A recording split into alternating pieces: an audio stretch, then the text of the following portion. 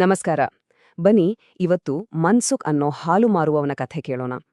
ದುರಾಸೆ ಅನ್ನೋದು ಒಬ್ಬ ಮನುಷ್ಯನನ್ನ ಎಲ್ಲಿವರೆಗೂ ತಗೊಂಡು ಹೋಗಬಹುದು ಅನ್ನೋದಕ್ಕೆ ಇದೊಂದು ಅತ್ಯುತ್ತಮ ಉದಾಹರಣೆ. ಇದು ವಂಚನೆ ಮತ್ತು ಅದರ ನಂತರ ಆಗುವ ಪತನದ ಬಗ್ಗೆ ಹೇಳೋ ಒಂದು ಕಥೆ. ಹಳ್ಳಿಯಲ್ಲಿ ಎಲ್ಲಿ ಕೇಳಿದ್ರೂ ಮನ್ಸುಖ್ ಬಗ್ಗೆ ಇದೇ ಮಾತು. ಅಬ್ಬಾ, ಎಂಥ ಒಳ್ಳೆ ಮನುಷ್ಯ, ಎಷ್ಟು ಪ್ರಾಮಾಣಿಕ ಅಂತ ಎಲ್ರೂ ಅನ್ಕೋತಿದ್ರು. ಹಳ್ಳಿಯಲ್ಲೇ ಅತಿ ಕಡಿಮೆ ಬೆಲೆಗೆ ಹಾಲು ಕೊಡ್ತಿದ್ದಿದ್ರಿಂದ ಅವನಿಗೆ ತುಂಬಾನೇ ಒಳ್ಳೆ ಹೆಸರಿತ್ತು. ಆದ್ರೆ ಜನ ನೋಡ್ತಿದ್ದ ಮನ್ಸುಖ್ ಬೇರೆ, ಅವನೊಳಗಿದ್ದ ಅಸಲಿ ಮನುಷ್ಯನೇ ಬೇರೆ.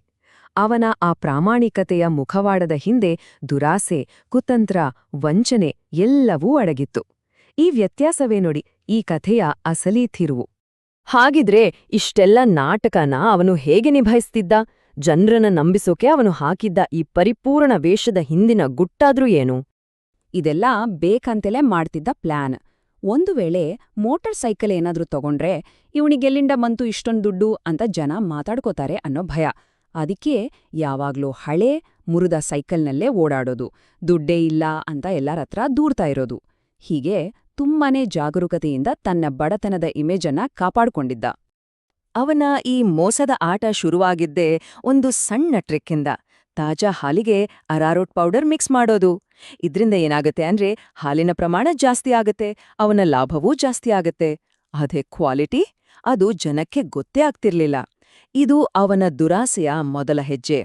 ಒಂದು ಸಣ್ಣ ಸುಳ್ಳು ಎಂಥ ದೊಡ್ಡ ಅನಾಹುತಕ್ಕೆ ದಾರಿ ಮಾಡುತ್ತೆ ಅನ್ನೋದಕ್ಕೆ ಈ ಕಥೆಗಿಂತ ಒಳ್ಳೆ ಉದಾಹರಣೆ ಬೇಕಿಲ್ಲ. ಅವನ ದುರಾಸೆ ಇಲ್ಲಿಗೆ ನಿಲ್ಲಿಲ್ಲ, ಇನ್ನೂ ಆಳಕ್ಕೆ ಹೋಯ್ತು.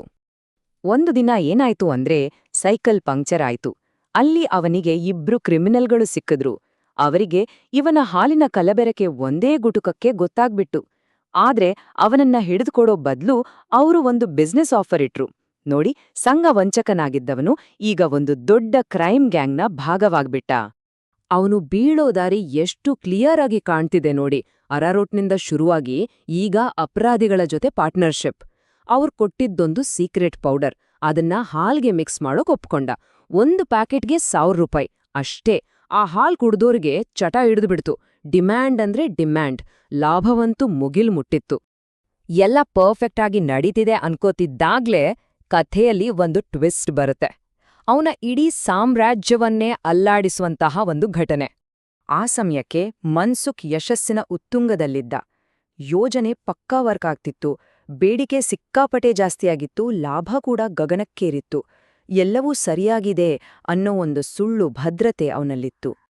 ಆದ್ರೆ ಈ ತರಹದ ಒಂದು ಸೀಕ್ರೆಟನ್ನ ಎಷ್ಟು ದಿನ ಅಂತ ಬಚ್ಚಿಡೋಕ್ ಸಾಧ್ಯ ಹೇಳಿ? ಸರಿಯಾಗೆ ಇದೇ ಟೈಮ್ನಲ್ಲಿ ಹಳ್ಳಿಗೆ ಒಬ್ರು ಬರ್ತಾರೆ. ಅವರ ಹೆಸರು ಮನೋಜ್, ವೃತ್ತಿಯಲ್ಲಿ ಪೊಲೀಸ್ ಆಫೀಸರ್. ಮನ್ಸುಖ್ ಕಥೆಯನ್ನ ಮುಗಿಸೋಕೆ ಬಂದಿದ್ದ ವ್ಯಕ್ತಿ ಈತನೇ. ಒಂದು ದಿನ ಮಾಮೂಲಿ ಹಾಗೆ ಹಾಲ್ ಕೊಡೋಕ್ ಹೋದಾಗ ಅಲ್ಲಿದ್ದಿದ್ದು ಅವನ ರೆಗ್ಯುಲರ್ ಕಸ್ಟಮರ್ ಅಲ್ಲ, ಅವರ ಅಳಿಯ ಮನೋಜ್. ಪೊಲೀಸ್ ಅನ್ನೋ ಮಾತು ಕಿವಿಗೆ ಬಿದ್ದಿದ್ದೇ ತಡ ಮನ್ಸುಖ್ಗೆ ಕೈಕಾಲು ನಡ್ಗೋಕೆ ಶುರುವಾಯಿತು. ಗಾಬ್ರಿಯಲ್ಲಿ ಹಾಲಿನ ಕ್ಯಾನ್ ಕೆಳಗ್ಬಿಟ್ಟು ಏನೋ ಒಂದು ಸುಳ್ಳು ಕಾರಣ ಹೇಳಿ ಅಲ್ಲಿಂದ ಎಸ್ಕೇಪ್ ಆದ. ಅವನ ಈ ವಿಚಿತ್ರ ವರ್ತನೆ ಮನೋಜ್ ಮನ್ಸಲ್ಲಿ ಅನುಮಾನದ ಕಿಡಿ ಹೊತ್ಸಿತು.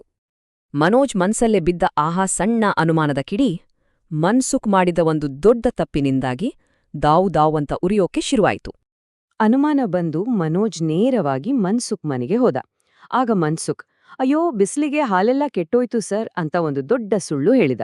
ಪಾಪ, ಅವನ ಹೆಂಡ್ತಿಗೆ ಈ ನಾಟಕ ಗೊತ್ತಿರ್ಲಿಲ್ಲ. ಅವಳು ಫ್ರೆಶ್ ಹಾಲಿನಲ್ಲೇ ಚಹಾ, ಪನೀರೆಲ್ಲ ಮಾಡಿ ತಂದು ಮನೋಜ್ ಮುಂದೆ ಇಟ್ಲು. ಅಷ್ಟೇ, ಮನ್ಸುಖ್ ಅಲ್ಲೇ ಸಿಕ್ಕಿಬಿದ್ದ. ಕೆಲವು ದಿನಗಳ ನಂತರ ಮನೋಜ್ ಊರು ಬಿಟ್ಟು ಹೋಗಿದ್ದನ್ನ ನೋಡಿ ಮನ್ಸುಖ್ಗೆ ಸಮಾಧಾನ. ಅಬ್ಬಾ, ಡೇಂಜರ್ ಹೋಯ್ತು ಅಂತ ಖುಷಿಯಾಗಿ ಮತ್ತೆ ತನ್ನ ದಂಧೆ ಶುರು ಮಾಡಕ್ಕೆ ರೆಡಿಯಾದ. ಆದ್ರೆ ಅವನಿಗೆ ಗೊತ್ತಿರ್ಲಿಲ್ಲ ಇದು ತನಗಾಗಿ ಬೀಸಿದ ಕೊನೆಯ ಬಲೆ ಅಂತ.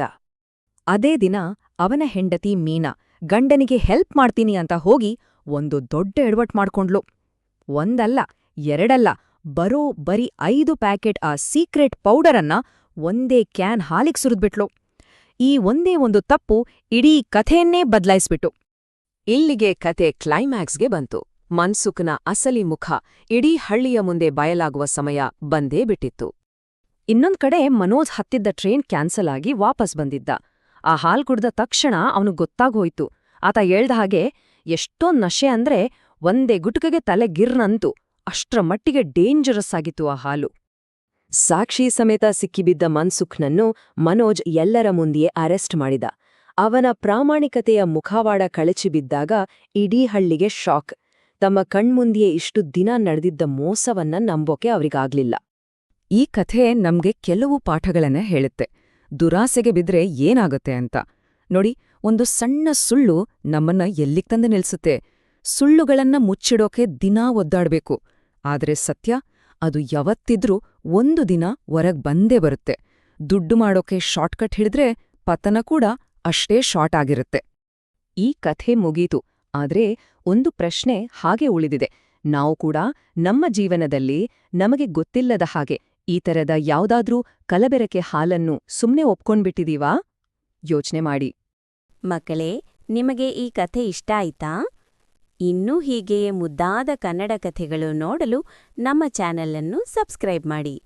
ಈ ವಿಡಿಯೋಗೆ ಲೈಕ್ ಮಾಡಿ ಮತ್ತು ನಿಮ್ಮ ಸ್ನೇಹಿತರಿಗೆ ಶೇರ್ ಮಾಡಿ. ಮತ್ತೆ ಇನ್ನೊಂದು ಹೊಸ ಕಥೆಯಲ್ಲಿ ಭೇಟಿಯಾಗೋಣ. ಬಾಯ್ ಮಕ್ಕಳೇ.